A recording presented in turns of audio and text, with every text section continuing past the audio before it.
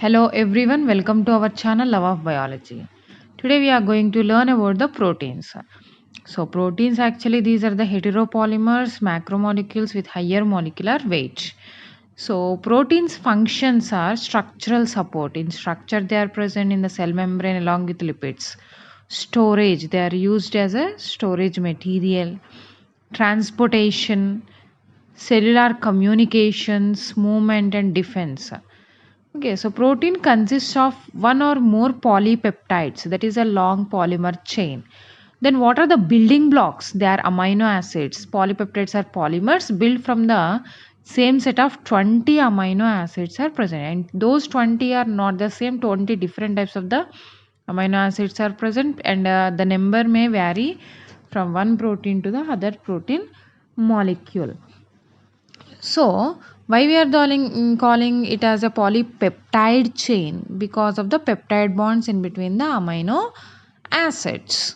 Okay, so they will form a chain. Amino acids they are linked by peptide bonds. Polypeptide chain contains these peptide bonds. It is a polymer of amino acids. Polypeptides range in length from a few to more than 1,000 monomers. Each polypeptide has a unique linear sequence of amino acids. So linear unique sequence they will have, and here monomers nothing but a amino acids. So single amino acid we are calling it as a monomer. Let us see the amino acid structure. So here you can see the amino acid structure at a central carbon, and other side amino group is present NH2, and other to the other side acid group COOH group, and one side H, and other side R group is present, and this R group is different in different amino acids. There are 20 different types are there, right? So in each a special R group is present, and these 20 amino acids uh, so there are different types. Let us see few of their structures, and these are also divided into essential and non-essential. First let us see their structure. So here amino acid structure, these are neutral ones. First one you can see the alanine, only R group we are representing here. Aspargine, cysteine, glutamine, glycine, isoleucine, leucine, methionine, phenylalanine, proline, serine, threonine. And among these, so here methionine will contain the sulfur in its R group.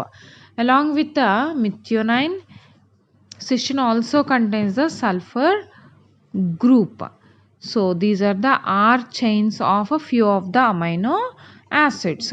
Let us discuss the remaining ones also, and these all comes under the neutral. Here acid and amino group, both amino group is the base and acids are the acidic group, right? So they are neutral ones. Of course all are neutral, but these are the neutral ones. And here you can see the acidic ones, there is aspartic acid and glutamic acid. And first one you can see tryptophan, thiosin, valine, arginine, histidine and lysine.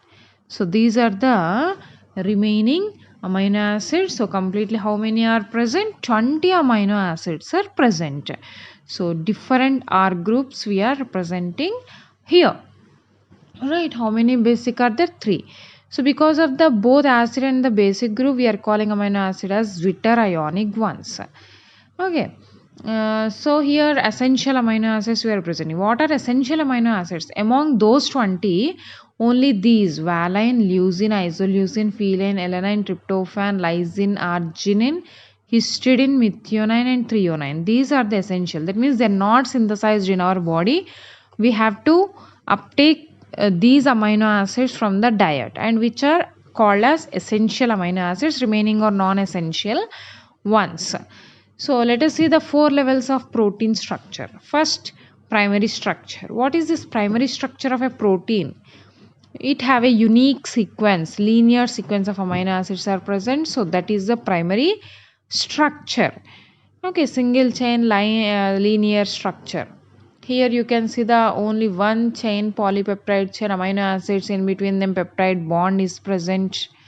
Right, so this is the primary structure. Secondary structure found in most proteins.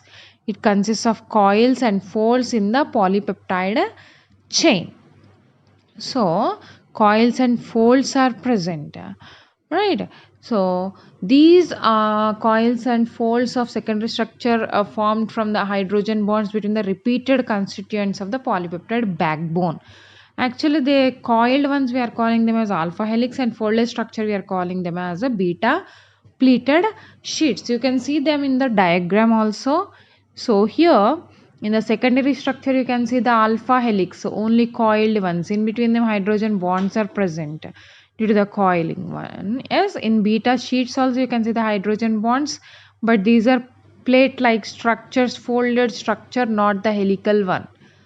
So this is the secondary structure. Okay, so next tertiary structure. This is a most active one. Tertiary structure is determined by interactions between the R groups rather than interactions between the backbone constituents. These interactions between R group include hydrogen bonds, ionic, hydrophobic, and van der Waals interactions. Strong covalent bonds called disulfide bridges may reinforce the protein structure, and this tertiary structure is nothing but the 3D structure of the protein, which is more active because it have the active sites. Okay, active sites it will have. So due to the active site, substrates will come and bind at the active site. So this tertiary structure is the most active protein structure which will undergo the reactions. Important one. Fine. So that is the tertiary structure. So after tertiary structure, the next one will be the quaternary structure. Okay. So tertiary structure is most active one with three-dimensional structure. And what about the quaternary structure?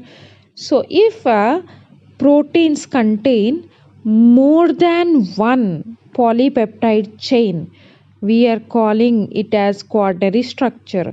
Collagen is a fibrous protein which is a abundant one in the animal, consisting of three polypeptides coiled like a rope, as well as hemoglobin. It is a globular protein consisting of four polypeptides. Those are two alpha and two beta chains.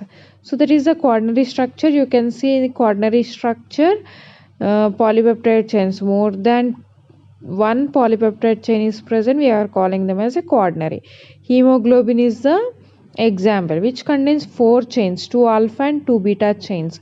In between them bridges are, of course, they are present. Yes.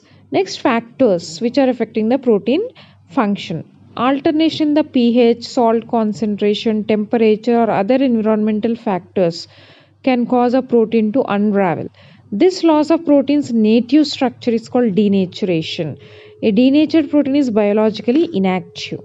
Okay, if the pH increases or decreases, if it increases, it will undergo, it will become inactive. If it decreases, that means it acidic one, then it will become unfunctional, right? Like that. So protein structure. Scientists use X-ray crystallography to determine a protein's structure, as well as NMR spectroscopy, that is nuclear magnetic resonance, which does not require protein crystallization. Bioinformatics uses computer programs to predict the protein structure from amino acid sequences. Thank you for watching. Please subscribe my channel.